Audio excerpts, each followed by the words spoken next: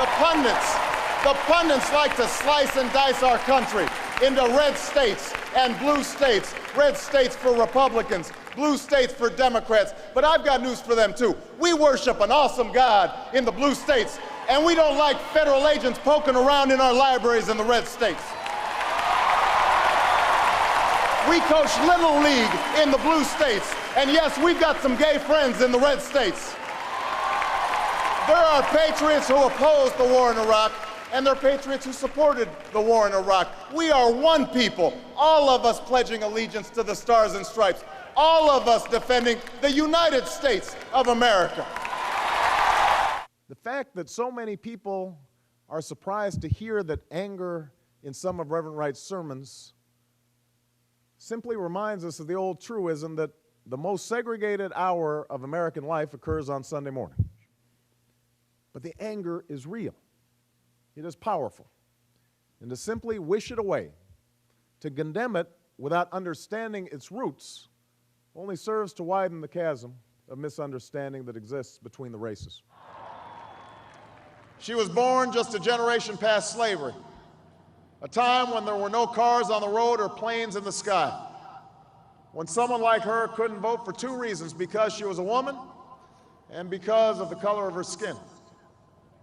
And tonight, I think about all that she's seen throughout her century in America: the heartache and the hope, the struggle and the progress, the times we were told that we can't, and the people who pressed on with that American creed: yes, we can.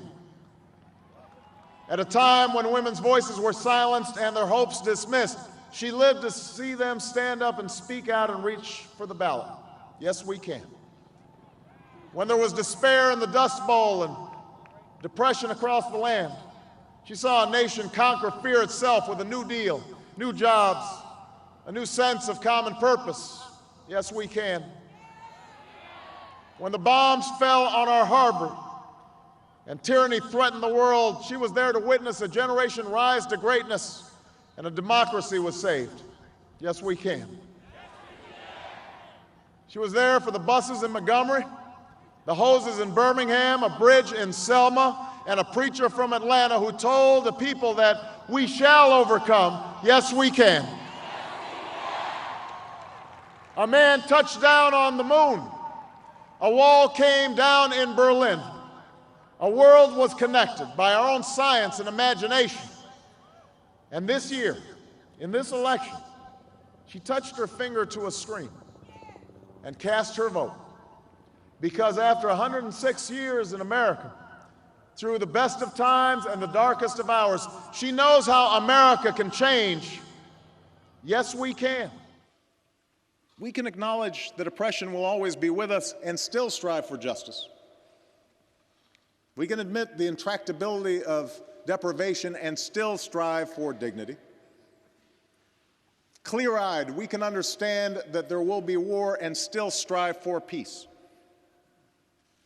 We can do that, for that is the story of human progress.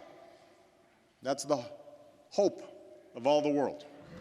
At a time when our discourse has become so sharply polarized, at a time when we are far too eager to lay the blame for all that ails the world at the feet of those who happen to think differently than we do, it's important for us to pause for a moment and make sure that we're talking with each other in a way that heals, not in a way that wounds. This evening, Michelle and I will do what I know every parent in America will do, which is hug our children a little tighter, and we'll tell them that we love them, and we'll remind each other how deeply we love one another. But there are families in Connecticut who cannot do that tonight, and they need all of us right now. In the hard days to come, that community needs us to be at our best as Americans, and I will do everything in my power as president to help. And from every family who never imagined that their loved one would be taken from our lives by a bullet from a gun,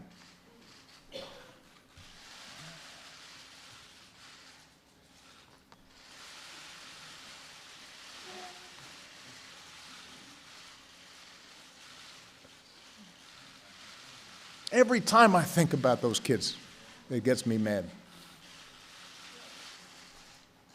And by the way, it happens on the streets of Chicago every day.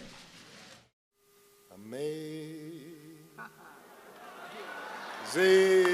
grace, how sweet the sound that saved a wretch like me. Because of what they did,